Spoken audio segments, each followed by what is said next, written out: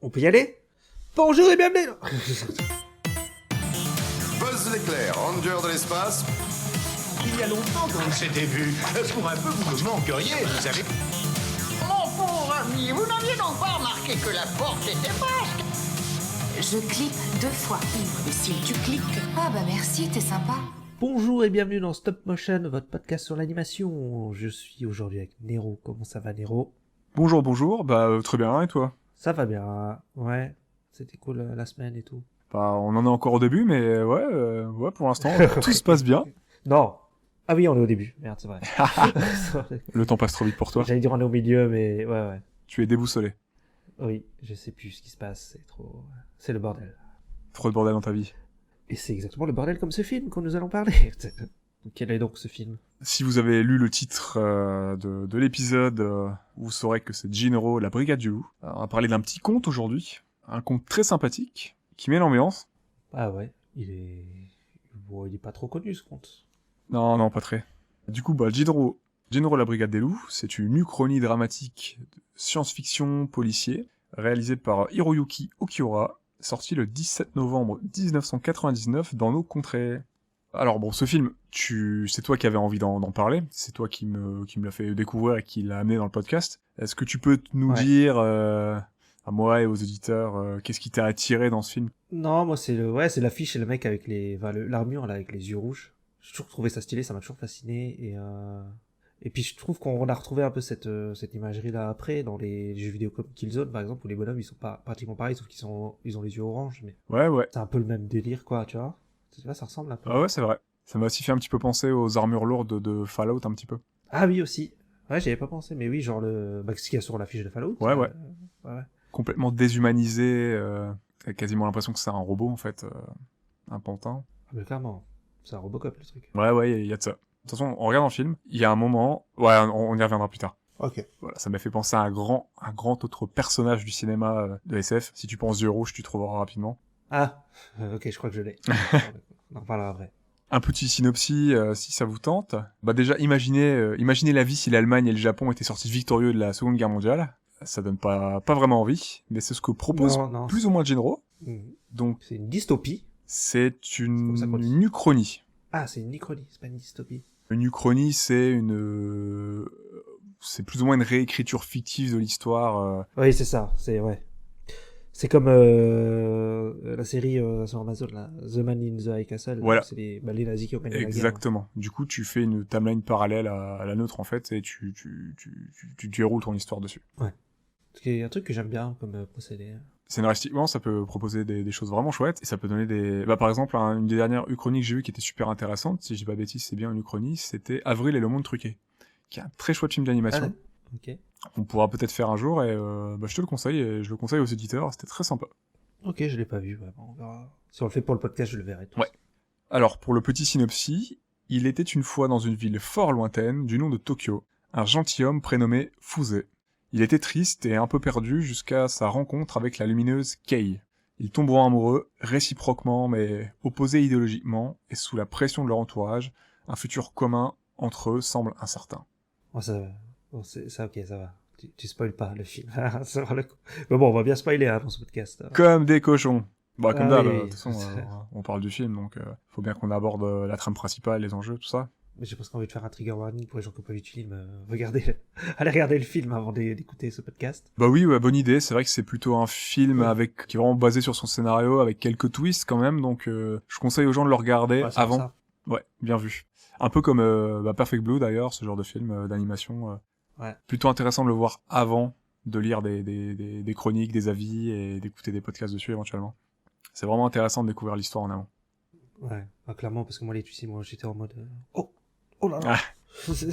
Voilà. Alors, ce film, il est réalisé par Hiroyuki Okiura, qui est né en 66 à Katano. C'est un réalisateur, dessinateur et animateur japonais. Il a un petit CV. Vraiment un petit CV, tu verras. Il a réalisé que 2 films, donc Jinro, la brigade du loup, et La lettre à Momo, dont il est auteur et scénariste en 2012. Ouais, voilà, il y a genre pratiquement 15 ans d'écart entre les 2 films, je crois. 13 ans. Ah, voilà. Il a vraiment pas réalisé grand-chose. Mais je crois qu'il est animateur et tout à côté. Il a travaillé sur 2-3 petits trucs, dont Kiki la petite sorcière, en tant qu'animateur clé, Jojo Bizarre Adventure, les OAV, toujours un animateur clé. Ah oui. Sur une série Gundam, donc Mobile Suit Victory Gundam, Akira, Pat Labor, les Chroniques de la Guerre de Lodo, si ça te dit quelque chose. Ouais, je connais. Metropolis, Ghost in the Shell, Okara Design, et en directeur de l'animation, donc le gars il a un tout petit CV. Ouais. Animateur clé aussi sur Paprika, et intervaliste sur Super Diran. Super D1. Qu'est-ce que c'est ça? C'est une série télévisée, mais je connais absolument pas, mais Ah oui. je voulais la placer, il y a peut-être un de nos auditeurs que ça fera marrer. Pour le coup, voilà, il a réalisé que 2 films, mais voilà, il a bossé sur des grosses prods, et il a bossé... c'est vraiment un animateur réputé dans son domaine, reconnu, et... Voilà. Mais c'est un animateur qu'un réalisateur. Voilà, c'est ça. Et c'est vraiment quelqu'un qui a énormément de talent, et bah voilà, la liste de films et de séries que je viens de citer parle d'elle-même, et il est vraiment considéré par ses pairs comme vraiment un très très bon animateur, quoi. Donc c'est vraiment quelqu'un qui pèse dans le game, et qui a vraiment apporté quelque chose à l'animation. Ouais. Concernant la prod du film à proprement parler, Okiura aurait confié en interview que les sujets du film ne l'intéressaient pas plus que ça, et qu'il n'aurait pas apprécié le manga d'origine. D'accord, oui, parce que c'est une adaptation. Ouais, exactement. Ouais. Je sais pas si t'as deux, trois mots à dire sur cette adaptation, sur le manga.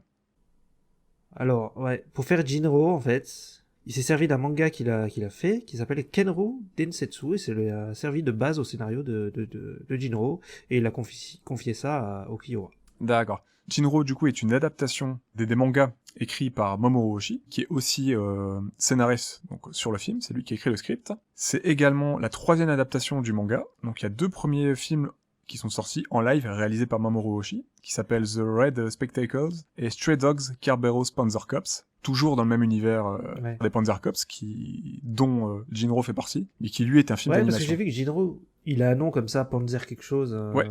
Je sais pas si c'est aux États-Unis ou au Japon, je sais pas, mais il a un nom comme ça. Bah, les Panzer, c'est des unités aussi qui sont nommées dans le film, et ça fait partie, les Panzer Cops, en fait, c'est ce qu'il y a dans le film, en fait, c'est son unité.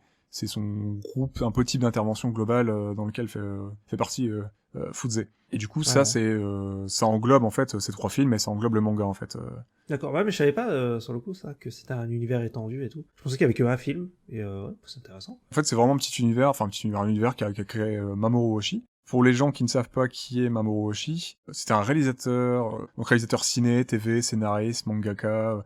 Il a fait de l'animation, il a fait du live, qui est né en 51, qui est japonais aussi. Et il a notamment réalisé Angel's Egg, Pat Labor 1 et 2, Ghost in the Shell 1 et 2, et Avalon, par exemple, pour un des films live que je conseille d'ailleurs, qui est excellent. J'avais bien aimé Avalon, ouais, je l'ai vu il y a longtemps, mais j'avais bien aimé à l'époque. Pareil, j'ai découvert quelques années. Un ami qui m'a fait découvrir ce film, je connaissais pas du tout, et très bonne surprise. Ouais, il est toujours bien. Ok, parce que une fois, je me dis, ça a peut-être vieilli, si je le regarde, tu me diras. C'est un peu dans les mêmes délires que Matrix et tout, il me semble. Hein. Ouais, un petit peu, mais avec du jeu vidéo, vraiment. C'est un Oui, des meilleurs ah films oui. qui traite de C'était un peu réalité, qui est sorti d'ailleurs, de jeux vidéo Ouais. et de VR et de réalité virtuelle, quoi. C'était l'époque de Matrix Existence et tout ça. Donc bah c'est vraiment un film très intéressant à voir sur l'aspect traitement du jeu vidéo, d'un univers un peu parallèle virtuel et tout. Ça se laisse encore regarder aujourd'hui, avec une BO, oh là là, magnifique. Une tuerie. D'accord. Ok. Même compositeur que Ghost in the Shell d'ailleurs. Qui est... Qui est, je ne sais plus. Du coup, les 2 premiers films liés à l'univers de Jinro sont des films live, donc apparemment plus portés sur l'espionnage. Ah, c'est des films live? Ouais, c'est des films live. Ah, d'accord, ok. Je pensais que c'était des films d'animation aussi. Alors, non, c'est 2 films live. Et Mamoru Oshii, du coup, je crois que n'a pas voulu réaliser le 3e. Et du coup, c'est Okiura qui s'est retrouvé à la tête de ce film, alors que lui, il devait faire normalement un OAV, ou plusieurs OAV. Il a négocié pour avoir une totale liberté sur le film, mais apparemment, d'après les infos que j'ai trouvées, ça le tentait pas plus que ça de réaliser le film. Donc il a même demandé un script qui n'avait rien à voir avec le manga originel, en fait, à Oshii, à Mamoru Oshii. Pour ce qui est du studio de production, c'est le studio de production IG, donc studio d'animation japonais, qui a notamment produit et Très connu. voilà, connu pour Pat Labor 2, Ghost in the Shell Oui. par exemple, Neon Genesis Evangelion, Death and Rebirth, qui est en coprod avec Gainax. Plus récemment l'attaque des Titans ou Vinland Saga. L'Attaque des Titans, voilà, saison 1 et 2. Ouais, pas la dernière. Ils ont travaillé sur Persona 5 dans le jeu vidéo par exemple aussi. Ok, ah oui. Et sur The Prince of Tennis 2 Samurai The First Game, qui est une série. Non, mais Prince of Tennis, je vois les mecs qui lancent des balles de tennis en feu et tout. Enfin, c'est n'importe quoi. C'est très drôle. C'est très drôle. Je sais pas si c'est la même série en vrai, Je sais pas. Mais il y en a, je crois qu'il y en a plusieurs, je crois qu'il y en a plein. Après. Ça doit être peut-être des films spin-offs et et tout, ouais. Ouais. Donc, bon, un studio qui a quand même produit pas mal de choses intéressantes, hein, on va pas se mentir. Bah, c'est un studio réputé. Ouais. Comme petite info, Jinro est apparemment le dernier film d'animation sur cellulo, entièrement sur cellulo, produit par EJ Production. Oui, alors, oui. Bah, oui et non. Il y a quand même un petit peu de numérique d'après ce que j'ai lu. J'ai lu ça aussi C'est après, léger. ouais. Apparemment, il y a Ouais, 3 ouais, scènes sur lesquelles il y aurait du numérique. Voilà. Mais c'est quand même en majorité cellulo. Parce qu'en fait, le film il est sorti en plein dans le boom du numérique, quoi. Quand il y avait la transition entre les deux mondes 2D, 3D. Enfin, quand l'informatique est arrivée, quoi. Ouais. Du coup, ça reste... Enfin, c'est juste fou ce qu'ils ont réussi à faire. Clairement, hein. Il est magnifique, le film. Parce Hein. que, voilà, ce que j'ai pas dit, c'est que le film a eu pas mal de retard dans sa production. Il a atteint les 3 ans de production au lieu des 1 an et demi qui étaient initialement prévus. Mhm. Notamment à cause de tests de certaines technologies, et aussi du fait que, apparemment, Ukiura, c'est un gros taré dans l'animation, c'est un gros malade. Bon, Ouais, c'est un perfectionniste de ouf. Ouais. je dis ça dans le sens, positif, hein. Mhm. Et il y a des séquences qui sont vraiment folles en anime 2D, notamment une scène dans l'escalier, qui va pas forcément raconter beaucoup de choses, mais ils ont été très très très pointilleux sur pas mal de séquences, hein. Il y a beaucoup de séquences qui sont juste folles en termes d'anime, sachant que tout est fait en 2D, genre quand tu regardes le tramway arriver en pleine ville et tout, Ouais, le tramway il est enfin en 2D. c'est juste ouais. fou, quoi. Ouais. Et je comprends qu'il ait fallu 3 ans et demi de taf, enfin 3 ans de taf au lieu d'1 an et demi, quoi. Ils ont dû s'arracher les cheveux, les animateurs, sur certaines séquences, c'est pas possible. Ouais, c'est Je clair. pense qu'il y en a qui ont pas dû beaucoup dormir. C'est fort possible. Hein. On connaît les Japonais. Hein. Est-ce que tu as d'autres choses à ajouter sur la production? Là, j'ai un truc. Non, mais il parle de l'infographie. Mais non, mais je crois qu'il disait à un mec, mais je crois que c'était un animateur. Je sais plus qui c'était. Il lui disait un truc, ouais, je vais faire un film avec des manifestants qui foutent le bordel ou je sais pas quoi. Et le mec il a dit, ah ouais, bah, je suis chaud. Il a dit ça comme ça. Et lui il a répondu, ouais, mais t'es taré, toi. C'est juste ça l'anecdote et ça m'a fait rire. Moi, j'ai lu qu'il voulait faire un film avec des scènes violentes, hein, des scènes de guerre et tout, et que il a construit un petit peu son film autour de ça, apparemment.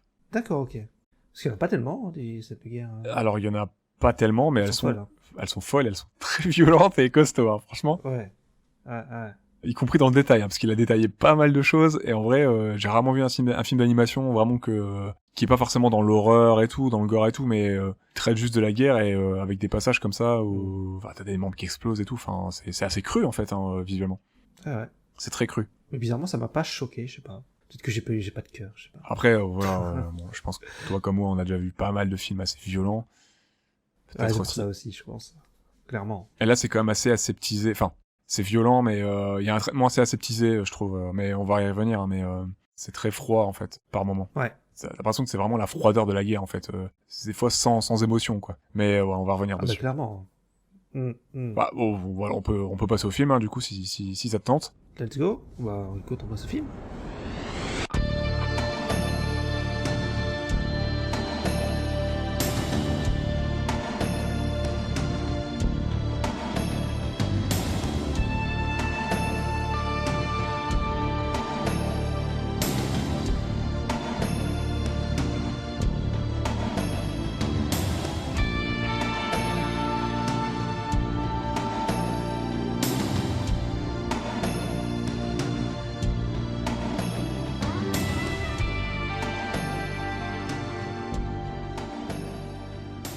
On n'a pas rappelé en début d'épisode, mais Jinro est le 3e film du thème Apocalypse Now. Yes. Pourquoi on a pris ce film? Ah, parce que c'est le bordel.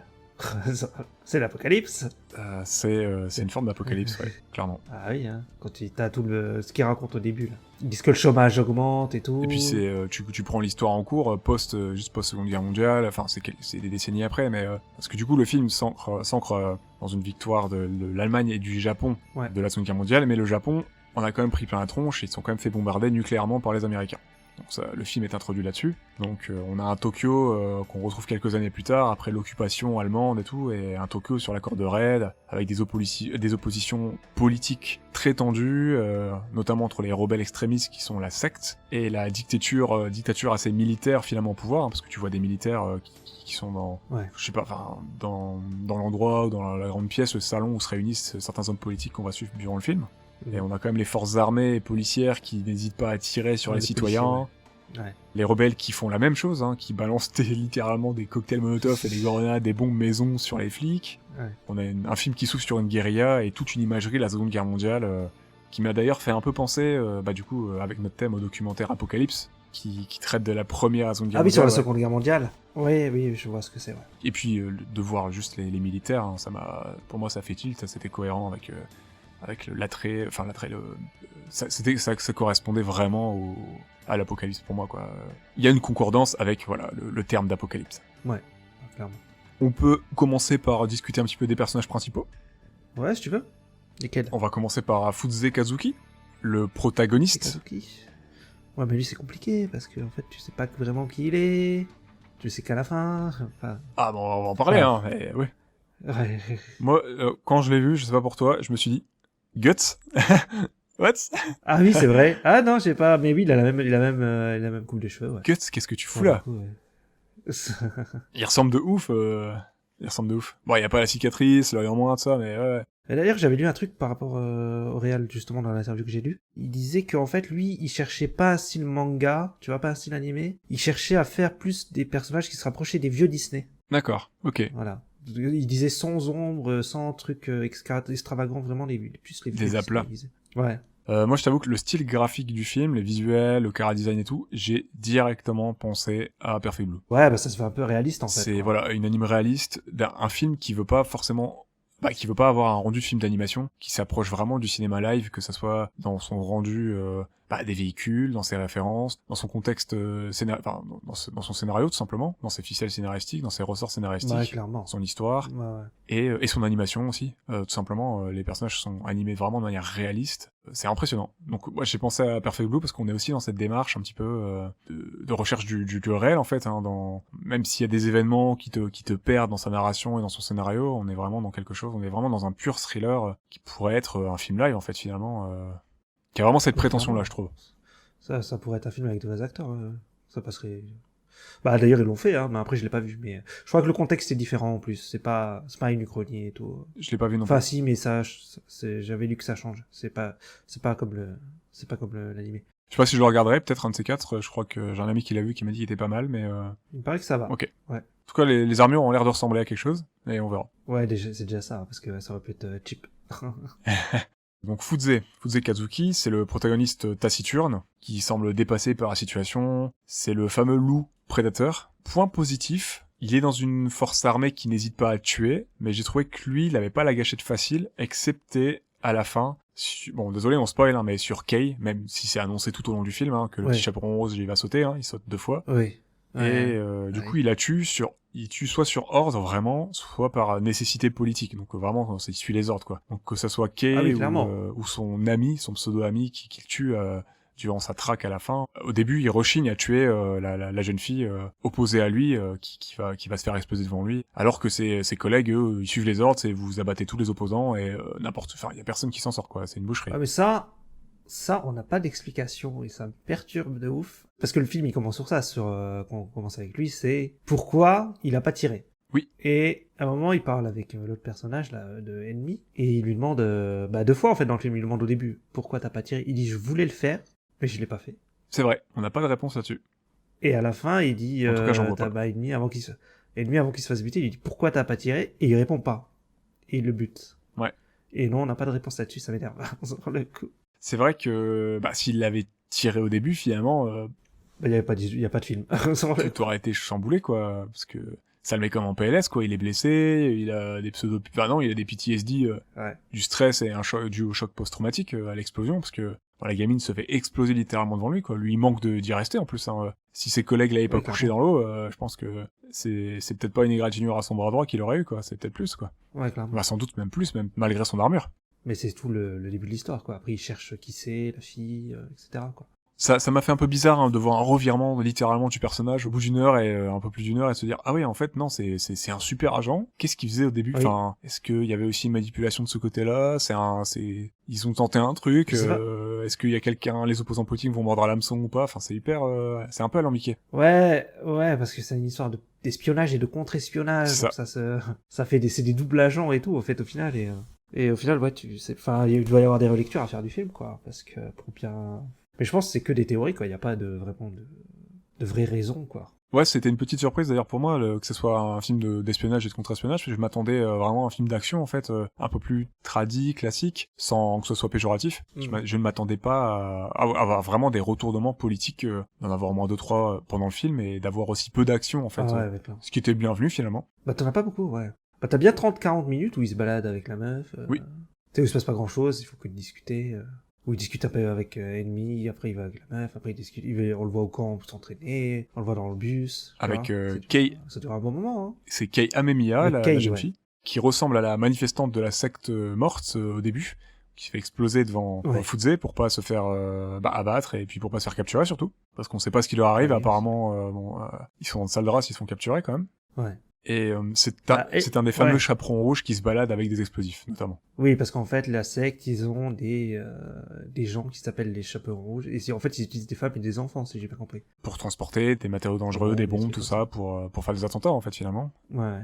Et en troisième perso, j'ai noté Enmi Atsushi. Oui. Atsui, pardon. Qui est le soi-disant seul ami de Fuzé, qui lui aussi faisait partie de la fameuse la POSEM, donc la police de sécurité métropolitaine, dont on suit l'unité Panzer.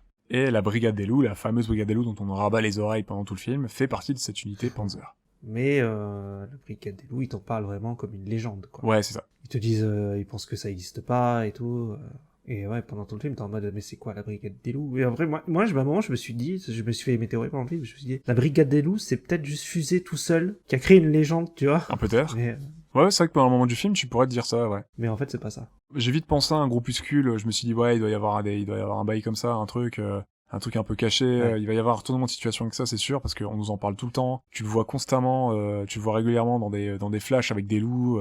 Lui, il est humain, t'as des loups qui l'entourent, donc je me suis dit, ça doit peut-être représenter d'autres personnes, c'est sûr. Mais je comprends que tu t'aies dit ça, parce que c'est cohérent sur une partie du film, hein, tu peux parfaitement dire ça. Ouais, moi je me suis un peu dit ça, mais c'était pas ça. Après oui, la meute des loups. Ça aurait peut-être été un peu plus pété si le mec il avait tout déjoué tout seul. Oui, aussi. Alors que c'est pas amené dès le début, tu vois, ça aurait été peut-être un peu un Jason Bourne, mais en beaucoup plus pété, tu vois. Genre le mec d'un coup, tu prends son histoire en cours, c'est bon, je vais déjouer un complot politique dans lequel vous êtes pas forcément au courant, le spectateur et tout, et puis genre je sais tout, tu vois, alors que je parle à personne et que je suis tout seul. Ça aurait peut-être été un peu pété. C'est clair. Ennemis sont soi-disant amis, c'est marrant qu'il s'appelle Ennemis du coup. Ah oui, ouais, j'ai même pas fait gaffe. Atsui, donc c'est le soi-disant seul ami de Fuzé, et il le manipule constamment en vue de faire fermer la section militaire donc du POSEM, parce que lui, en faisant accuser la brigade. C'est un membre du bureau. Ouais, il a quitté la section intervention pour rejoindre le bureau, les décisionnaires. Les décideurs. Mais moi, le personnage ennemi, j'ai bien aimé. Sur le coup, j'aimais bien quand il apparaissait à l'écran et tout. J'écoutais ce qu'il disait avec attention et tout, tu vois. Et il avait un côté bienveillant au début. Je me suis dit, il se soucie un peu de lui et tout, c'est cool, il a au moins un ami et tout, c'est peut-être son ami de confiance. Et finalement, ouais, t'as un twist là, au milieu, et en fait, tu comprends que Kei, c'est... En gros, ils utilisent Kei pour faire une histoire d'amour, pour créer une histoire d'amour avec...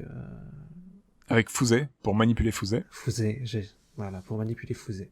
Et moi, sur le coup, ça m'a choqué, ça, j'étais en mode, what?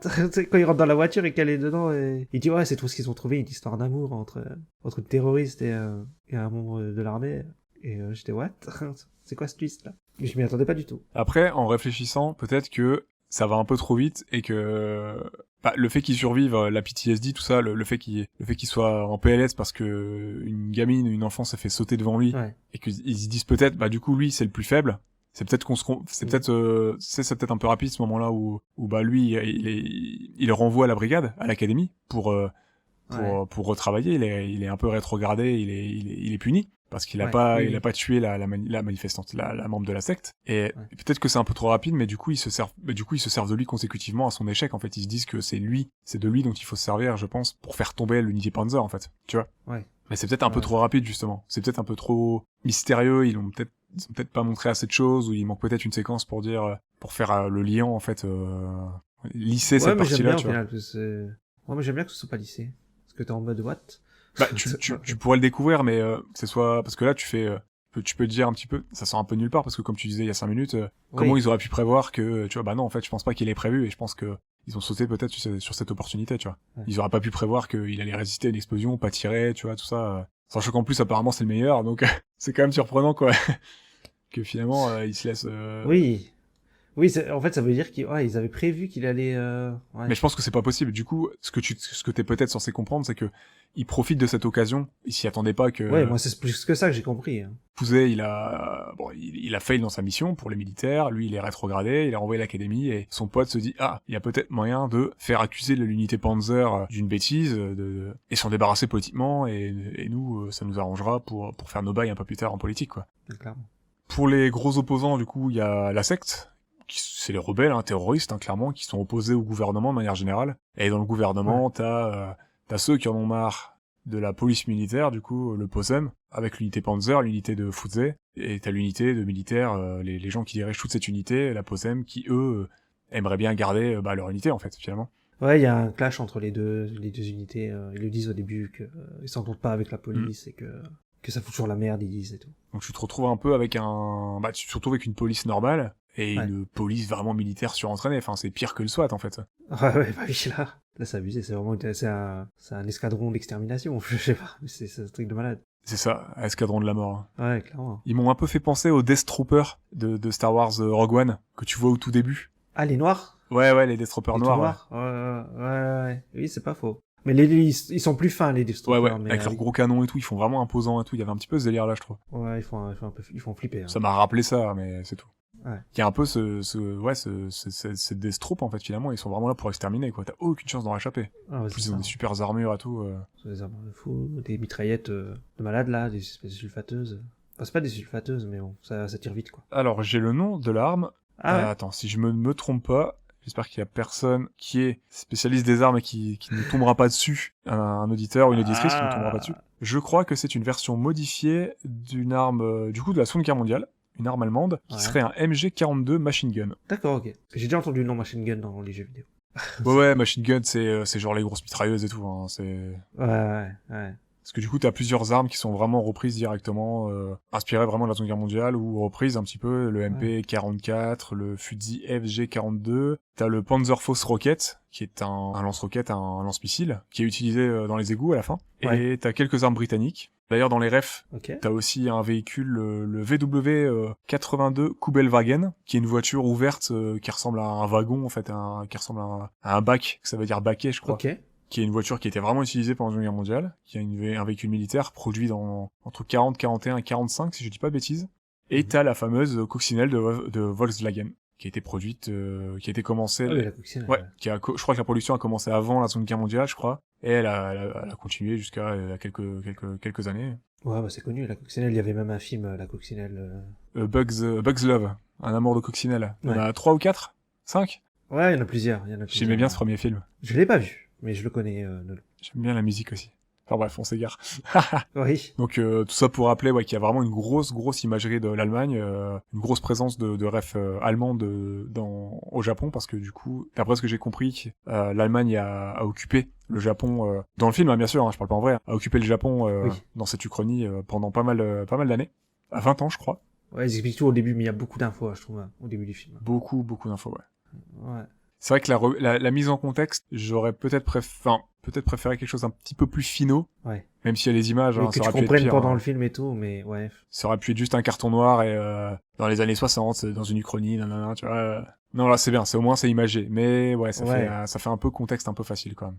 Ouais, moi, c'est surtout qu'il y a beaucoup d'infos. C'est surtout ça. Au bout d'un moment, j'ai eu du mal à suivre, je veux dire. Parce qu'en plus, là, il t'explique que c'est vers la fin du truc, quoi. Tu dis que les Panzers, ils servent pratiquement plus à rien et que, de toute façon, on va les dissoudre. Ouais, t'arrives vraiment à la fin t'es vraiment sur la fin, sur la question de est-ce qu'on garde ces unités, ces escadrons de la mort finalement ou... Ouais. Et puis, en ville, tu regardes Tokyo, c'est full SDF, t'as les gens qui sont dans l'indifférence totale en train de crever, t'as des manifestations ultra violentes, et c'est un sacré boxon, hein. Ouais, clairement. Donc on a un peu cette trinité politique qui a du mal un peu à s'entendre et à gérer, entre guillemets, on va dire Tokyo, même si, bon, les rebelles, ils gèrent pas grand chose, mais ils essayent, eux, de renverser le pouvoir qui a l'air vraiment problématique. Et entre ces deux grands camps, même si dans le camp politique principal officiel il y a des scissions, on a Fuzet qui représente le loup finalement et Kei qui est le chaperon. Chaperon rouge, ouais.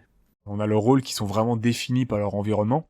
On a les sentiments humains parce qu'ils vont se lier un peu l'un à l'autre qui se déchirent un petit peu finalement face à leur réalité parce que ils ont pas le choix de faire face à leur réalité et et de se plier à certaines règles. Mhm. Ils sont pas libres finalement de ce qui se passe. Ah, non. Donc ils vont s'opposer un petit peu, ils se questionnent, ils vont essayer de lutter un peu contre le système, mais ils vont devoir se résoudre à faire avec. Ouais. Oui, parce qu'au final, Fusée, il va quand même obéir aux ordres, au final, aux ordres de la brigade, quoi, de l'autre perso dont on n'a pas parlé, mais je sais plus c'est quoi son nom. Celui qui lui sert de chef direct et qui va diriger l'opération Ouais. finale de la brigade Panzer. Ouais. Je ne sais plus. Ça a l'air d'être lui, le créateur de la brigade des loups, si j'ai bien compris. C'est lui le numéro 2 dont il parle à un moment, je crois. En tout cas, ça a l'air d'être lui qui la gère. Ouais. Il donne au moins ses ordres, de toute façon. Et encore, il donne ses ordres. Il a l'air de savoir exactement ce qu'il doit faire, Fuzé, mais Oui. c'est lui qui a l'air quand même de donner les ordres sur la fin, quand on découvre que la brigade existe réellement. Mais le personnage là du chef, il a un dialogue intéressant avec Ennemi à un moment, je trouve. Où il lui dit ouais, tu fais ci ça, t'es pas un peu bizarre toi. Et l'autre il dit bah toi tu fais ci ça, t'es pas un peu bizarre. En fait c'est là que t'as les délires d'espionnage quoi. Ouais, il lui demande s'il a une petite amie, s'il voit quelqu'un, parce qu'en ce moment il sort beaucoup, tout ça, Ouais. et pourquoi tu t'intéresses à ce gars-là et tout. Oh, comme ça, il a l'air un peu chelou et tout.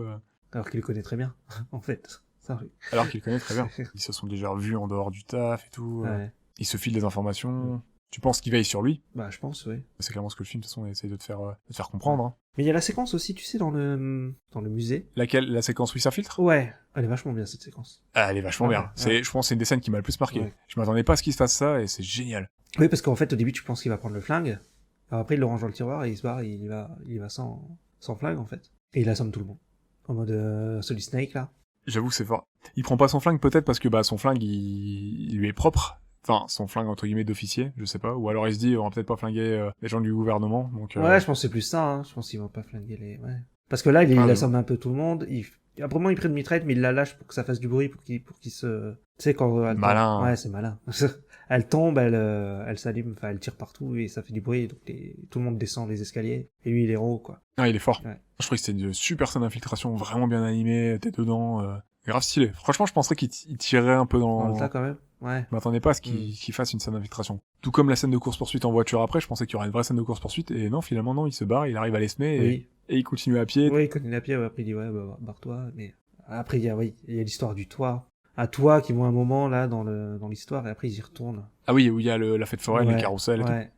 Alors je sais pas s'il y a un symbolisme ou quoi à voir, mais Ah, si c'est le cas, je l'ai pas. ouais. C'est un moment qu'ils ont partagé sympathique quelques heures ou Ouais, c'est 3 ça, jours en fait. avant, quelques jours avant. Mhm. Donc ils y retournent et en plus ils sont en sécurité, personne pensera forcément peut-être pas à fouiller là-bas. Quoique, Parce qu'il y a un enfant avec un ballon, et il y a des trucs sur les ballons, il y a des étiquettes écrites, mais je sais pas ce qu'il y avait écrit dessus. C'est en japonais.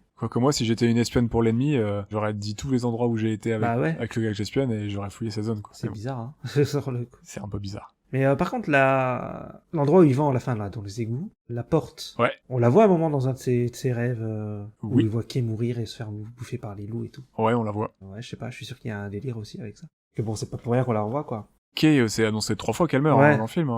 Oui. Bah, même deux fois. Et là, c'est le moment où elle se fait dévorer, il peut rien faire pour l'aider. Ouais. Oui, donc en C'est fait, ça. c'est... Ça annonce la fin du film. Ok, d'accord, c'est tout. Lui, il pourra rien faire, il sera pieds et poings liés. Mm. Donc là, il est bloqué par la barrière. Il pourra pas lutter contre ça, il va devoir obéir aux ordres. Et que, si elle reste vivante, comme dit son supérieur, si l'ennemi la pense vivante, c'est ce qu'il nous faut, c'est ce qu'il leur faut à lui, à son unité, pour avoir une pression politique. Ouais. Mais si elle est vivante, elle est un danger pour eux, et ça peut être une force pour leurs opposants, quoi. Donc, le mieux, c'est qu'elle soit morte et présumée vivante. Ouais, voilà, c'est ça.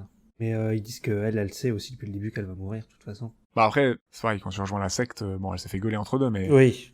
Normalement, c'est que, ouais. je pense que tu te fais pas trop d'illusions non plus sur ton espérance de vie, quoi, parce que c'est un peu tendax, quoi. Tu clairement. prends de sacrés risques, hein. Bah, tu te balades avec des bombes, voilà, quoi. Ce qui m'a frappé aussi, c'est qu'il y a aucun point de vue qui est défini comme bon ou mauvais dans le film. Oui. Tu peux avoir du mal à te positionner et à savoir quoi penser, tu peux te forger ta propre opinion, mais Ouais. je trouvais que t'arrivais à la fin du film qui est ultra nihiliste, hein. À la fin, elle est ultra déprimante et c'est un peu, écoute, non, on vit dans un monde de merde, tous les côtés sont finalement un peu pourris et, débrouille-toi avec ça, quoi. Ouais, clairement. Et c'est aussi un des seuls moments où on voit Fusée avec des émotions.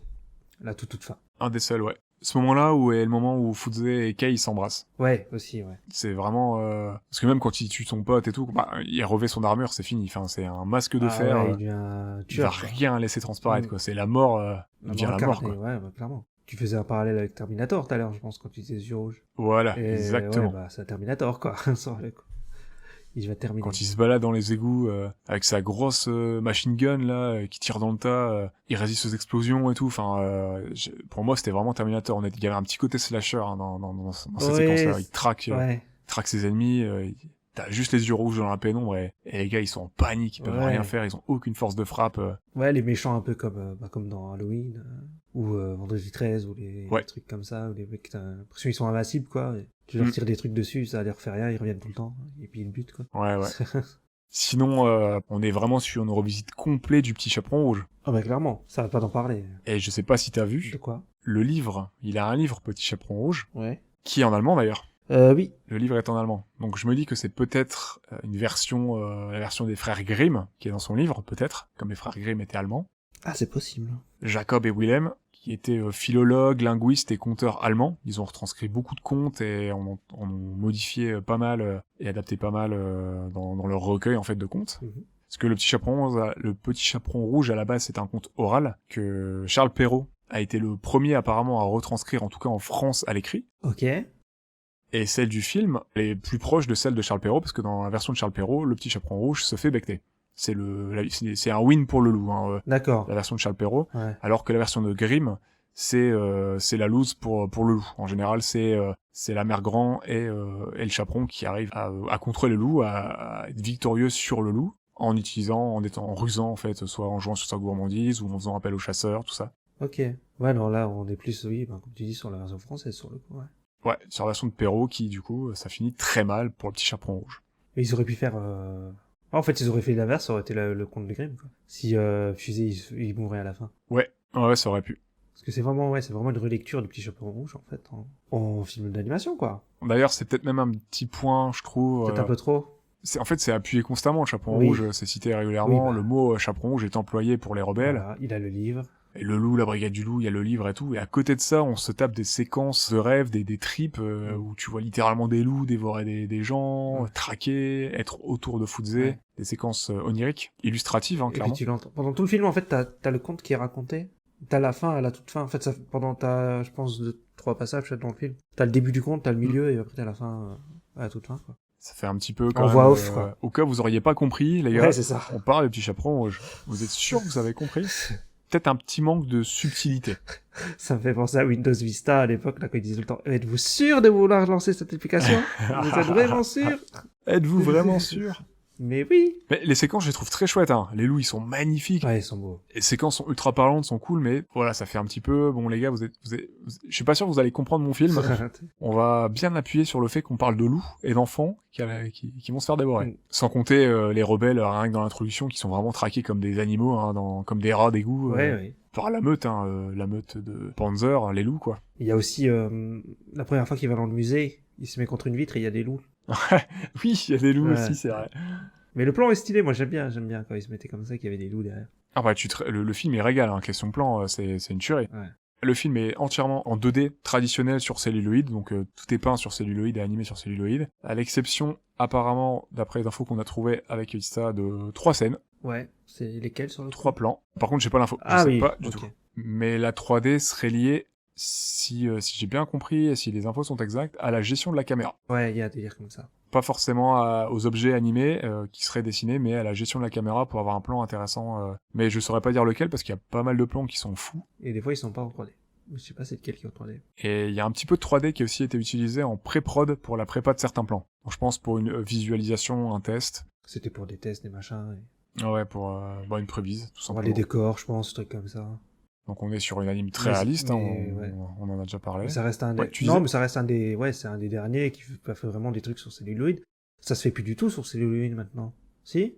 Ça se fait peut-être encore dans certains studios, mais je pense que c'est beaucoup moins répandu. Ah ouais. Même en animation 2D maintenant, ça se fait encore beaucoup, mais c'est beaucoup en digital. Ouais, mais l'ordinateur, tu gagnes tellement de temps en fait, je pense que plus maintenant ils sont tous sur les ordi quoi. Même pour ta production et tout, hein, de passer par full numérique, c'est beaucoup plus simple, sachant qu'en plus tu peux engager des freelances, hein, que ce soit pendant la pandémie ou avant. Il y a plein de studios qui ont travaillé. Par exemple, Luca, on l'a abordé dans Luca, il y a plein de choses qui sont faites à distance. Ouais.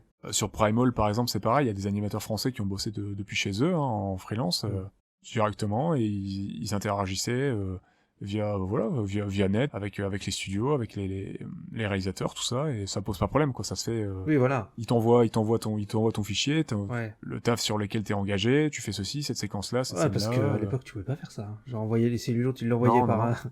par la poste et... Beaucoup plus compliqué. Hein. Les cellulos, ça s'abîme et tout. C'est comme des feuilles de plastique en fait, hein, sur lesquelles tu peins et tout. Donc non, c'est beaucoup plus simple quand tu travailles en tradi de bosser au sein d'un même studio pour avoir des échanges directs. Et il me semble, enfin, un peu rien, oui, rien à voir, mais bon. Ori 2, ils l'ont fait tout en télétravail, il me semble. Ils s'envoyaient les fichiers et tout. Ah ouais, possible. Je sais pas du tout. Si, il me semble. Mais c'est la force de travailler en version numérique aussi, c'est un des gros avantages, quoi. En plus de faire des économies sur certaines choses aussi, hein, bien sûr. Par exemple, la pellicule, c'est beaucoup plus cher que si tu filmes en numérique. Bah, oui. C'est pareil, je pense, à long terme aussi pour l'animation. Clairement. Sachant que plus tu vas vite, sans forcément parler de crunch ou autre chose, mais quand tu gagnes du temps, ou plus tu gagnes de temps, tout simplement, sans forcément tryhard, mais... Ouais, tu peux le produire en 1 an et demi au lieu de 3 ans. Bah, et puis déjà, ça te coûte moins cher. Si quelqu'un peut faire le même boulot en 6 mois qu'en 1 an, bah, c'est 6 mois de moins à payer. Tu peux peut-être mettre cet argent dans un autre projet, ou continuer sur un autre projet avec cette même personne. Enfin, voilà, quoi. Clairement. Il y a quand même des opportunités intéressantes. Même si j'aime bien, perso, la 2D sur celluloïd, hein, mais on a des très très beaux résultats 2D maintenant en full digital, quoi. Ouais, clairement. On peut reproduire du celluloïd à partir de l'ordi, je pense. Tu peux avoir des résultats qui s'en rapprochent. Ouais, voilà, hein, mais après, pas à pile. C'est comme quand il y en a, ils essayent de faire le style années 90, les années 80. Tu as le truc qui s'en rapproche, mais tu sens que c'est pas comme à l'époque, quand même. Maintenant, en numérique, que ce soit en 3D ou en 2D, tu peux émuler et simuler des choses complètement folles et réalistes. Hein. Par exemple, les lumières chez Pixar, les poils et tout. Enfin, on peut avoir des résultats de fou. Clairement. Mais c'est vrai qu'il y a des choses des fois concrètes, comme par exemple le grain de l'image, le grain du dessin, tout ça, qui sont à générer. C'est tout de suite. Bah des fois ça coûte des fois aussi plus cher de générer, d'émuler des effets que tu pourrais faire en vrai. Mais il y a un cachet. Tu peux avoir un cachet et un amour pour certaines vieilles techniques et pour certaines patines finalement que avec certaines, même en photo par exemple, en photographie, en utilisant certains objectifs, ça va te donner une patine, des petits défauts, une petite identité, tu vois, que t'auras pas avec un autre. Là, c'est un peu pareil, tu vois, il y a des avantages et des inconvénients. Avec le numérique, ça reste un outil, tout comme il y en a avec l'analogique, par exemple. Il y a de gros avantages du numérique, après, il faut voir, voilà, ce que tu veux, tes moyens, le rendu que tu souhaites, tes moyens à disposition, tout ça, quoi. Ouais, bon, en tout cas, ça se fait plus trop, le celluloïd. Voilà. Non, je pense que c'est très rare. Comme je disais tout à l'heure, j'ai pas pu m'empêcher de penser un petit peu à Avalon. Ouais. Comme c'est le scénariste, c'est l'auteur d'Avalon. Ouais, forcément. Du coup, du film. Hein. C'est, je crois, le titre complet, c'est La Porte d'Avalon, un truc comme ça, je sais plus. Ah, je sais plus du tout. Je me suis pas dit, c'est Avalon, hein, mais parce que t'as des couleurs assez aseptisées, hein, t'as pas de couleurs vives hein, dans le généraux, c'est terne par moment. C'est très froid, ouais. Avalon, c'est assez terne aussi, c'est noir et blanc sépia par moment.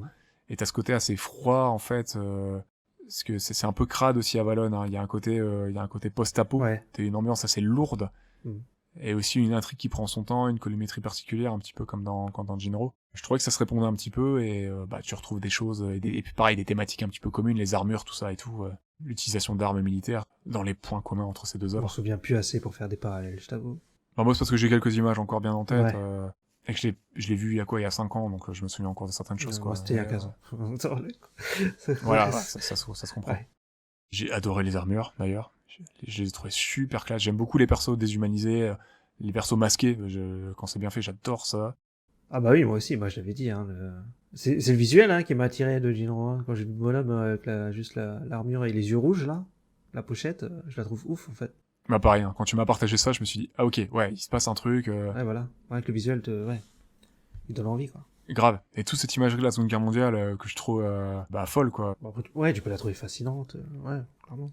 Il y a ce côté flippant, mais à la fois charismatique, impressionnant et dangereux qui était déjà là dans les costumes des SS, hein, parce que on est clairement dans une revisite des costumes de SS, quoi. Ouais, bah oui. C'est à la fois fascinant et flippant, parce que, bon, on va le rappeler, hein, les nazis, pendant la Seconde Guerre mondiale, étaient quand même à la pointe de la technologie sur pas mal de choses, et leurs uniformes étaient quand même beaucoup plus pratiques que les uniformes français, si je dis pas de bêtises. Et il y avait toute une identité d'uniformisation, et puis de faire peur en noir, de déshumaniser, d'être en groupe, et ils ont bien réussi à retranscrire ça, je trouve, dans le film. Allez, quand t'as toute la bande de Panzer qui arrive, ouais, c'est flippant, quoi. À part peut-être quand ils font l'exercice, là, ils sont moins flippants, je trouve. Mais parce que tu sais que c'est un exercice. Sur le coup, c'est peut-être pour ça, tu vois. Et encore, la scène, quand il passe à travers le mur, quand il est sur le point de choper son supérieur et tout, tu dis... Ouais. Putain. Ouais, quand même. S'il avait mis une balle là, bah il gagnait quoi. Là, il l'a pas fait. Mm. Je trouvais ces scènes vachement bien d'ailleurs. La scène de l'exercice, là? Bah la scène d'exercice quand ils manipulent leurs armes Ouais. ou dans le sound design, pour faire un petit point musique et sound design, Mhm. le bruit des armes, il est ultra percutant, je trouve. C'est le cas de le Ouais, dire, ouais, percuteur, percutant. Je pense qu'ils l'ont vachement soigné, ce truc-là. Ouais. Bah, moi, ça m'a pas laissé indifférent. Je suis pas trop quelqu'un branché arme à feu et tout ça, mais l'imagerie militaire, tout ça, c'est pas quelque chose, c'est pas spécialement ma cam. Mhm. Mais là, vu que c'est une petite unité et tout, c'est un truc ultra particulier, j'ai trouvé ça vraiment, le traitement assez intéressant et très classe. Bon, je souhaite pas qu'il y ait ce genre de choses en vrai, hein, mais, Ouais. dans le domaine de la fiction, là, je trouve ça très Ouais, intéressant. ouais, c'était... Non, mais c'est très cool, c'est très, très stylé. Faire un petit point BO, sound design. Ouais. Bon, le sound design, j'ai trouvé aux petits oignons, hein, comme je disais quelques minutes plus tôt. Le compositeur s'appelle Hajime Mizoguchi. Ok. C'est un compositeur japonais, né à Tokyo en 1960. Il a travaillé notamment sur Escaflowne et Les Chevaliers Magiques du Clair de Terre. Je crois que c'est pas mal, l'esclafone. Je ne connais que de noms, je n'ai jamais vu, je sais même pas à quoi ça ressemble. C'est des mechas avec des épées. Ok, je vais voir ça, je te laisse. Voilà. Salut. Je te laisse conclure, hein. Ouais. Bonne fin de journée. Salut. J'irai vraiment jeter un œil. Parce que j'ai regardé la plupart des compos sur lesquels il a travaillé, je connaissais absolument pas. Non, moi non plus. Mais ouais, il me semble qu'il y a une musique principale qui est pas mal hein, dans Jinro. Le thème d'intro, déjà. Ouais. Ouais. Je l'ai trouvé grave cool. La musique de fin, je crois, le landing est chouette, mais la musique d'intro, je l'ai trouvé très très chouette. Je pense que je la mettrai peut-être dans le podcast. Pourquoi pas. En plus, ça se perd un peu les bonnes BO comme ça, avec un thème très très marquant et tout. T'en as moins maintenant, je trouve. Et c'est surtout ce qui me frappe. C'est un peu pareil dans les compos de Ghost in the Shell, certaines musiques d'Akira, par exemple. Bon, là, je sors vraiment les gros classiques de science-fiction Ouais. japonaise. Mais c'est un peu toute la même période, hein. 90, mais... Ouais, Ouais, voilà, c'est 80, ouais, fin 80. C'est sur 10 ans quoi. c'est surtout que c'est pas des BO qui font science-fiction. Genre, Oui. le thème d'Akira qui fait très tribal, le thème de fin, Tribal, ouais. c'est l'ending, c'est des percus et tout. Ouais. Tu peux l'écouter et même l'associer à une autre, à d'autres visuels Une sans imagerie. problème. Ouais, clairement. Et tu dis pas La Ghost in forcément. the Shell, c'est pareil. Ah, mais ouais. c'est de la science-fiction. Là, on est dans un film de SF avec un sound design qui serait attrait peut-être, qui rappellerait, des lasers, j'en sais rien, des flingues, des vaisseaux, tout ça. Bah, au final, tu regardes dans Star Wars, la musique n'est pas très SF non plus. Hein. Non. La musique de John Williams, tu vois. Non, non. Par contre, là où je vais plus aller dans le jeu vidéo, mais par contre, Mass Effect, là, la musique fait très SF, tu vois. Je me souviens pas du tout, mais je viens de croire. Ah bon. Je me souviens pas du thème. Je me souviens pas du tout des thèmes. Je pense que si je le réécoute, Ouais, font très un peu laser futuriste, enfin, je sais pas comment dire, mais... un peu comme on pourrait comparer ça à la musique de Tron, en fait, qui fait très années 80, avec des... Il y a un côté très numérique. J'ai jamais vu Tron... Ah, j'ai vu Tron Legacy, et oui, Tron Legacy, ça ressemblait à la BO de Mass Effect. Toutes les musiques qui se passent dans la grille du coup, qui est l'univers numérique de Tron, que ce soit dans le premier et dans le deuxième, les musiques font très... notamment ceux de Tron Legacy ont été composés par les Daft Punk. Donc la musique fait très digital, fait très numérique, Ouais, fait voilà. très... Ouais. Même si c'est une compo orchestrale, hein, c'est la première fois je crois qu'il dirigeait un orchestre pour cet album, pour cette BO. Mhm. Ça colle vraiment à l'univers numérique du jeu, de Tron et de la grille, alors que le reste des compos font plus orchestral quand tu quittes tout de suite la grille, quand t'es dans le vrai monde en fait. Bien sûr, je parle quand t'étais dans le monde virtuel. T'es un petit peu ça dans le premier Tron aussi. Des musiques très numériques, ça fait vraiment jeu vidéo des années 80, avec des petits bruits de beats et tout, des bruits de synthé, vraiment old school. Bon après, pour le premier Tron c'est normal, hein, c'est les années 80. Donc t'as vraiment cette empreinte-là, que t'as pas dans... Voilà. C'est pas un défaut, hein, c'est un choix, c'est tout. C'est que t'as pas forcément dans un film comme dans Jinro par exemple. Ouais. Après, c'est pas le même type de science-fiction non plus, hein. T'es dans une autre branche, hein. Tu t'éloignes vachement, quoi. Du style de SF, ouais, vraiment, de Tron, quoi. Là, t'es vraiment sur un... Ah oui, rien à voir, rien à voir. Pour moi, t'es sur un post-apo qui s'est relevé. T'es plus sur du post-apo que sur de la SF. Ouais, t'es pas sur du space opéra, t'es sur du post-apo. Ouais, moi, je le considérerais comme du post-apo, hein, parce que, bon, après Y a pas de vaisseau, y a pas de... Tu vois. et puis après 2 bombes nucléaires, tu peux Qui considérer vole, que c'est je du sais pas. post-apo, hein. Ouais, en plus, clairement. Donc, la BO, j'ai bien aimé, je pense que je vais me la refaire, je l'ai pas écoutée entièrement, j'ai vraiment écouté que quelques morceaux, mais je pense qu'elle va revenir. Comme celle, d'ailleurs, je la reconseille, je crois que je l'ai déjà dit, mais écoutez la BO d'Avalon, notamment le thème Login, ou Log Out, ou Landing, tout simplement, hein, mais la musique, elle est juste folle, vraiment folle. C'est Kenji Kwai, je crois. Voilà, c'est ça, c'est Kenji Kwai, la musique, il me semble. Ok. Je te l'enverrai juste après la fin de Ouais, l'épisode. ça marche. Ouais, j'écouterai. Je pense qu'on a fait un petit peu le tour. Est-ce que tu as d'autres choses à ajouter sur le film? Non, bah je pense qu'on a parlé d'un peu des persos principaux, des séquences assez importantes du film, et des techniques et tout, donc non, moi je pense que c'est pas mal là. Et est-ce que ta scène préférée, ça serait peut-être un peu comme moi j'oscille entre la scène de fin dans les égouts, la traque de son ancien pote, hein, du traître ennemi, Mhm. et j'oscille Et entre l'infiltration. la séquence d'infiltration qui est quand même Oui, bah sacrément balèze. j'allais dire pareil, ouais. Mais je vois que c'est celle où ils ont le plus bossé, je pense, sur le coup. C'est juste fou. Ah, clairement. Est-ce qu'on passe aux points qu'on a moins aimés pour terminer sur les points positifs pour nous? On va dire que moi, le truc que j'ai dit au début, on n'a pas la réponse sur pourquoi il n'a pas tiré, ça m'énerve. Ah, je comprends. Non, parce que moi, au début, je pensais que c'est peut-être parce qu'il avait des sentiments, tu vois, qu'il était humain, quoi, et tout, mais ça a pas l'air d'être vraiment ça, quoi, au final, quand tu le vois à la fin, comment il tue tout le monde. Donc voilà, je sais pas trop. Je me pose des questions là-dessus. Bah moi je l'ai vraiment pris en mode c'est une jeune fille, c'est une jeune femme. Non, je peux pas la battre comme ça. Enfin clairement pose ton matos, pose tes grenades, pose tes explosifs et je peux pas c'est mort, je peux pas abattre une enfant quoi. C'est qu'on n'a pas dit un truc, ils disent que c'est un bleu quand même, ils disent que c'est un nouveau. Bah, ils disent que c'est un nouveau mais bon c'est le meilleur donc ça veut dire qu'il vient d'arriver d'intégrer la brigade le Panzer peut-être officiellement Ah ouais. et qui est en train de faire un petit peu ses galons, ses classes vraiment en tant qu'officier, que policier militaire intégré vraiment dans le Panzer, quoi. Je me dis que c'est peut-être ça. Donc c'est le point que t'as moins aimé, c'est le traitement de pourquoi il aurait pas tiré, quoi. Oui, voilà, en gros. Mais sinon, le film est... Enfin, je sais pas. Tu veux donner ton point négatif ou je donne mes points positifs? Ouais, vas-y, je fais le négatif, comme ça on enchaînera tous les deux sur le positif. Ok, vas-y. Bah, du coup, voilà, le petit manque de subtilité par moment. Il y a des jolies séquences qui complètent le scénario avec les loups, tout ça et tout, mais on appuie pas mal le fait que c'est une réédite du Chaperon Rouge, si vous auriez pas compris. Ouais. Parce qu'il y a des loups, il y a des chaperons rouges. tu sens qu'il y a des gros sabots par moment et ça m'a un petit peu moins plu. Les séquences sont très stylées, j'ai bien aimé le film, hein, vraiment clairement, mais voilà, j'avais l'impression qu'il fallait vraiment que je loupe pas les chaperons rouges, quoi, et le fait qu'il y ait une réinterprétation du conte et que ça fasse partie de l'histoire, quoi. Donc peut-être ce petit manque de subtilité, un peu plus de subtilité, j'aurais pas dit non, mais voilà, c'est pas forcément un défaut en soi, c'est quelque chose qui m'a un peu moins plu, bien sûr, je le rappelle. C'est du chipotage après. Et le fait qu'il y ait pas de parti pris réel, en fait. Je suis resté un petit peu sur ma faim. Moi j'aime bien justement qu'il n'y ait pas de parti pris. Comme c'est vraiment très très nihiliste. Bon, j'ai pas pu trouver d'autres sources pour corroborer cette info, mais ça viendrait peut-être du fait que le réalisateur, là, du coup, voilà, ce que je disais en début d'émission, ne se sentait pas trop concerné par le sujet du film, ouais, et que, bah, apparemment, il s'est pas engagé politiquement dans le film, et il y a une imagerie un peu neutre par moment, je dirais. Oui, donc tout le monde peut voir un peu des trucs, ouais. Tu peux voir peut-être des trucs de droite, des trucs de gauche, quoi. Ouais, voilà. Ouais. Après, c'est pas forcément un défaut en soi, c'est pas être juste, c'est un procédé, c'est la manière qu'il a opté pour réaliser son film. Mais cette neutralité, à la fin, bah, du coup, ça donne un discours très nihiliste, et le film, j'ai trouvé limite, plus déprimant que Joseph, quoi, finalement, tu vois. Parce qu'il est à la fois très réaliste dans son traitement, parce que, bah, t'as des pourritures dans tous les domaines, mais ça s'arrête vraiment sur, bah, en politique, il y a des pourritures, et les rebelles, bah, c'est les terroristes, donc c'est des pourritures, quoi. Voilà. Faites ce que vous en voulez, ciao, bon dimanche, et voilà, quoi, c'est un peu ça, quoi. Ciao, bon dimanche, c'était pas les Guignols de la Fougue? Ouais, si. C'est ça, hein. Ah, ciao, bon dimanche. Ouais.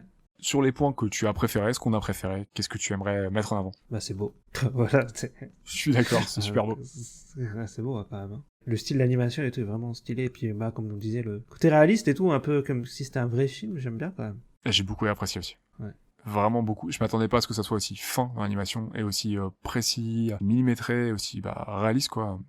T'as quasiment l'impression que c'est de la rotoscopie sans être de la rotoscopie, sans avoir les défauts, un peu de l'Uncanny Valley et de la rotoscopie, quoi. Si tu t'arrives à suivre ma pensée. Mais c'est vrai qu'il disait, par rapport à ce que je disais tout à l'heure, qu'il disait que c'était comme les vieux Disney, c'est vrai que Blanche-Neige ou Cendrillon, les persos, ils sont assez réalistes, en vrai. Hein, tu vois? Oui, ils ont des moments très réalistes, ils sont... Ouais. Bah, d'ailleurs, Blanche-Neige est calquée sur une danseuse de l'époque, d'ailleurs. Ah, je savais pas ça. Ils sont vraiment basés sur une danseuse actrice célèbre de l'époque. Ok. Pour ses danses, ses mouvements, tout ça. Il y avait vraiment cette idée-là de pas avoir le dessin animé cartoon, film d'animation cartoon, et de partir sur quelque chose de vraiment crédible. Même s'il y a les oiseaux qui chantent, il y a des nains, tout ça, hein, mais... Blanche-Neige, hein, bien sûr, il n'y a pas de nains dans Jinro.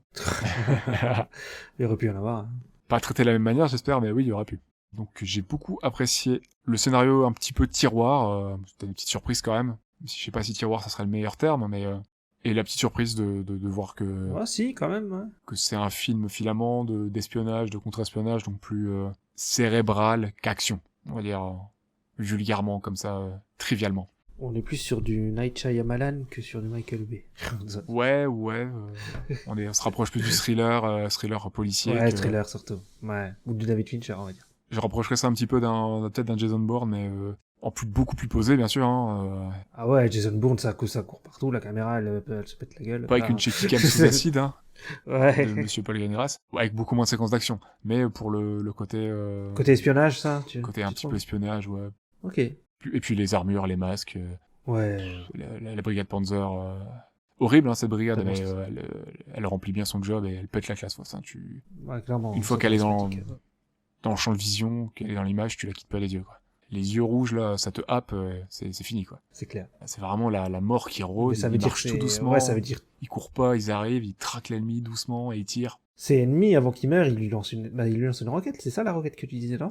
Il lui lance pas une roquette ou un truc? À la fin, il tire, Genre ça- il tire la roquette sur Fuzé, un des ennemis. Ouais. Ouais, c'est ça. Et ça rebondit sur lui. Non? Ah non, non. Elle part non, à non. côté, Ouais. dans le fond du couloir, du tunnel, dans les égouts, ça explose et lui pense que Oui. Ah, d'ailleurs, ce passage-là, il m'a vraiment fait penser à Terminator, parce que le Terminator qui sort d'une explosion, notamment dans le tout premier, Mhm. t'as le camion citerne qui explose, et le Terminator, il sort des flammes et tout, en mode squelette. Ah oui. Ouais, je vois. Je vois la scène que tu dis. Il y a une scène similaire dans Highlander 2, d'ailleurs. Pardon. Mais ouais, moi je pensais à Ah non, mais Fuzé, il lui envoie. Il tire un truc. Je Fuzé, crois que c'est pas une petite balle, c'est quand même un gros truc. ouais, Fuzé se fait tirer dessus et les balles rebondissent, ouais. Ouais. Là, c'est pareil, tu penses à, enfin, moi, je pense à Tu Robocop sais, et elle Terminator, part quoi. derrière, elle pète un pont, hein, et lui il bouge pas. Sur le coup, ça lui fait rien du tout. C'est ouf, quoi, Non, ça a l'air du sacré solide, hein, leurs armures. clairement. C'est pas les petits policiers qui auraient ça, quoi. Clairement, on est sur la grosse brigade, quoi. Après les armures, il y a peut-être les bottes. Je suis pas trop fan des bottes. Je trouve bizarre les bottes. Mais sinon le haut j'aime bien. D'ailleurs, un point qu'on a peut-être pas assez répété, mais le film est vraiment violent, y compris graphiquement, hein, donc Ouais. Ah, quand ils se font tuer, ouais, tu vois tout. il y a des gens qui meurent par bombe, qui explosent, il y a des bras, il y a des membres, littéralement, qui se décomposent sous les balles, tellement les balles et les impacts sont gros, t'as des morceaux de chair qui dégagent. Et d'ailleurs, c'est pas sans rappeler, encore une fois, moi ça m'a refait penser à Perfect Blue, qu'on a fait dans le podcast Oui. il y a quelques mois. Et t'as ce côté-là très graphique et qui n'épargne vraiment pas, comme quoi, c'est pas parce qu'on est dans du film d'animation qu'on ne peut pas montrer des choses violentes et percutantes dans leurs propos, quoi. Donc je dirais que c'est peut-être aussi un point positif d'avoir un film d'animation qui ne pense pas, Oui. j'aime pas dire ça, mais adulte, enfin qui soit pas calibré, on va dire péjorativement en pensant à la jeunesse. Voilà, on va dire ça. Oui, je vois ce que tu veux dire. En tout cas, ça prend pas de gants, quoi. Non, clairement pas. Bah écoute, je pense qu'on a fait le tour Ouais. avec Jinro. Yes. On a également fait le tour avec notre cycle Apocalypse Now. Ça y est, on a fait les 3 films. Ouais. Après Le Petit Dinosaure à la Vallée des Merveilles, Giuseppe, on peut se poser la question, quel a été ton préféré dans peut-être ta meilleure surprise ou celui qui t'a le plus marqué ou... Alors, bah, moi, c'est celui-là. Moi, c'est Jinro, sur le coup, qui m'a le plus plu. Ouais, Entre les 3. Ouais, vraiment, moi, j'étais en mode what et tout, et j'aime bien les délires quand t'as des twists. J'aime bien quand t'as des twists et que tu t'y attends pas et tout. J'étais bien dedans et tout, et... Tu sais, ça m'a fait rebondir de ma chaise, quoi. Ouais. En mode, j'étais à fond dedans. moi je suis plus Kit Kat, mais je peux comprendre. Comment ça, Kit Kat? J'ai pas compris la blague. Twist, Kit Kat. Non, mais c'est Twix. Ah. Twist. Je sais. D'accord. Et toi? Moi, le choix est dur. J'ai beaucoup apprécié revoir Le Petit Dinosaure, notamment la musique et tout. J'aime beaucoup les dinos et tout aussi. Giuseppe a été une bonne surprise. J'ai adoré le parti pris graphique. Mais ouais, je pense que Jinro peut-être remporte la palme aussi pour ce trio. Ah d'accord, ok, tu prends Jinro aussi. J'hésite beaucoup, hein, comme j'avais dit dans l'épisode, j'ai pas un passé avec Le Petit Dinosaure, hein, j'ai pas de nostalgie en fait avec ce film. Moi non plus.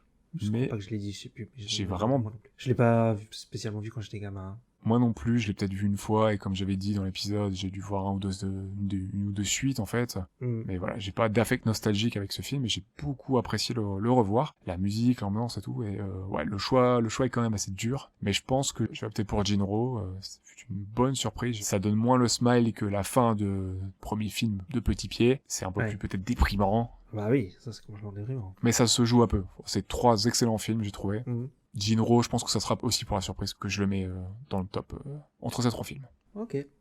Ce qu'on peut déjà faire, c'est annoncer le prochain thème. Ah effectivement, oui, on l'a déjà prévu et tout. On sait de quoi on va parler. Alors le prochain thème c'est la Cité de la Peur. Pour rallier avec Halloween et tout quoi. Donc Cité de la peur, hommage à un très grand thriller français. Aussi. C'est. Donc on va jouer sur la thématique un petit peu Halloween, tout ça. On va retourner sur un classique d'animation japonaise, pour changer. Une réalisation de Miyazaki pour notre premier Ghibli, que l'on traitera dans le podcast, qui sera Kiki la petite sorcière. Avec une petite surprise Voilà. pour ce podcast, on vous en dit pas plus.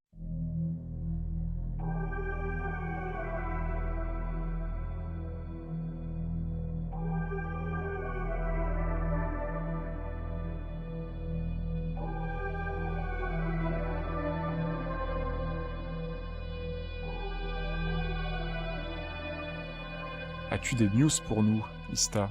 Ouais, j'en ai plusieurs. Déjà, il y en a une que j'avais loupée, qui date d'août, de mi-août. Parce que moi, il y a un manga que j'adore, un manga de basket qui s'appelle Slam Dunk, Ouais. qui est fait par Takehiko Inoue, qui est pour moi un génie, un mangaka de génie. Il fait aussi Vagamon, et allez voir les dessins de Vagamon, c'est magnifique, c'est un truc de malade, parce qu'il est fait à la peinture et tout. Et en fait, ce mec-là, il va faire le film d'animation Slam Dunk, qui va sortir qui est prévu pour fin 2021. D'accord. Slam Dunk est peut-être un de mes mangas préférés, alors qu'on peut penser que je suis plus des trucs de baston et Jojo. tout, mais en vrai, Slam Dunk, c'est un de mes mangas préférés, c'est mon truc d'adolescence et tout. Donc il y a de l'attente. Voilà, si vous voulez l'histoire vite fait, c'est un mec qui se fait larguer au collège par une meuf qui est fan de basket. Il va aller au lycée, tout le monde se fout de sa gueule, machin. Il y a une fille qui lui dit, est-ce que tu aimes bien le basket? Il veut la taper, parce qu'il l'entend de derrière, il veut la taper parce qu'il sait pas qui c'est, tu vois. Il se retourne et puis il a un coup de foudre. Et après, il va essayer de faire du basket pour la draguer. D'accord, ok. Mais il va se prendre au jeu du basket, il va aimer le basket, et après il va y avoir des matchs, des machins. Est-ce que c'est un spin-off de Foot Basket? Ça n'a rien à voir. D'accord. Sur le coup. Mais pour ceux qui sont fans de manga, l'héritier de Slam Dunk, tout le monde dit que c'est Kuroko Basket. Ah mais écoute, je ne connais pas du tout, donc mais je serais peut-être tenté par le film du coup, histoire d'avoir une petite découverte. J'irai voir un petit peu ce que ça donne visuellement. Alors, vraiment, peut-être on pourrait le faire dans le podcast quand il sort, c'est moyen. Pourquoi pas? Moi je ferais chaud. Parce que je connais bien, hein, sur le coup, Slam Dunk, je l'ai lu 3 fois, les 32 tomes là, 31, je sais plus. Ouais, bon on regardera ça, on verra ça, pourquoi pas. Ensuite, ça c'est une news pour toi. Ah, vas-y, envoie. En fait, c'est Primal. Ah, yes. Primal a gagné un Emmy Awards. Et ça, si c'est pas juste génial. Voilà, pour meilleure série animée. Bravo à Genndy Tartakovsky et à toutes ses équipes, c'est une tuerie. Je l'ai pas encore fini, hein. J'ai vu que les 5 ou 6 épisodes, mais Ouais. c'est de la folie. C'est de la folie. Beau coup de cœur, et Moi, je l'ai pas encore vu, sur le coup, je l'ai pas... Donc j'ai pas d'avis dessus, mais je vois ce que... Tartakovsky, j'ai vu son Clone Wars, donc je vois à quoi ça ressemble un peu son animation. juste en termes d'animation, en vrai, c'est... si vous devez regarder si vous devez regarder des réalisations de Tartakovsky, regardez pas genre Hotel Transylvania, tout ça et tout. Regardez la première série Clone Wars, Primal, ou Samurai Jack, d'ailleurs que je n'ai même pas fini, mais c'est juste fou, quoi. Enfin, c'est de la 2D avec un style vraiment tranché, hein. Il a vraiment son style et son délire d'animation et tout, mais c'est niveau anime 2D, c'est une tuerie, c'est parmi ce qui fait le mieux. Clairement, c'est le très très haut du panier, c'est masterpiece. Voilà. Est-ce que tu as d'autres news avant que je renchaîne et que j'en parle pendant des heures? Oui, j'en ai d'autres. Alors, il va y avoir le premier trailer du nouveau Pixar en novembre. C'est en fait un film qu'ils avaient déjà annoncé qui s'appelle Lightyear. Est-ce que tu vois ce que c'est? C'est un spin-off sur Buzz l'éclair, c'est ça? C'est le spin-off sur C'est Buzz celui-là, l'éclair. ouais, Avec c'est ça. Chris Evans C'est le qui fait la spin-off. voix, c'est ça? C'est ça la celui-là. news? C'est ça la news. Yes! Oui, il y a un trailer, donc en novembre, premier trailer, Pixar. En fait, je crois que c'est sur le mec qui a inspiré le personnage de Buzz l'éclair, je crois que c'est ça. Donc, Buzz Aldrin? Ou... Bah, je sais pas. Mais il me semble que c'est ça. Ah, ou alors c'est... Attends. Je sais plus si c'est ça ou si c'est genre dans l'univers de Buzz l'éclair, mais c'est un truc dans l'espace et tout, hein, quoi. Ouais, c'est un film d'animation dans l'espace, Pixar et tout, avec un astronaute, quoi. D'accord. Et ça sort au ciné, ça? Ou c'est directement sur la plateforme Disney+? Pour l'instant, on sait pas, je crois. Ouais, ils ont rien dit. Ce serait bien que ça sorte au ciné, hein. Je suis curieux. Why not, en vrai. Et sinon, on a eu des news sur Gundam parce qu'il y a eu un événement, une conférence. Oui. La Daidokai Gundam Conference. Et donc, il y a une nouvelle série animée qui s'appelle, Yes. donc en japonais c'est Mobile Suit Gundam Suisei no Majo, ou en anglais c'est The Witch from Mercury. D'accord. Et ça sortira l'année prochaine au Japon en 2022. Donc ouais, parce que là je crois que la dernière c'était Iron Iron Blood, Iron Orphans, Orphans, ouais. Iron Blood Orphan. Ouais, c'est possible. Il n'y a pas eu de série depuis, je crois. Bah, cool. Cool.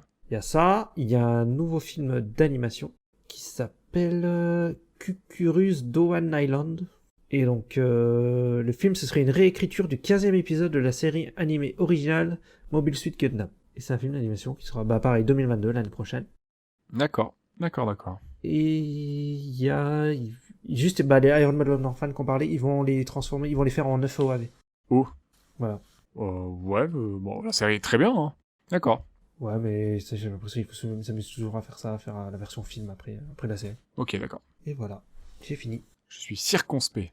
C'est circonspect, ouais, sur les histoires d'Harry, mais par contre pour les autres trucs c'est cool, Eh quoi. ben, ouais, non, en vrai, why not, c'est pas grave chouette. Puis, ouais. Puis la série s'appelle The Witch from Mercury, peut-être que The Witch, peut-être ça veut dire que le personnage principal c'est une femme.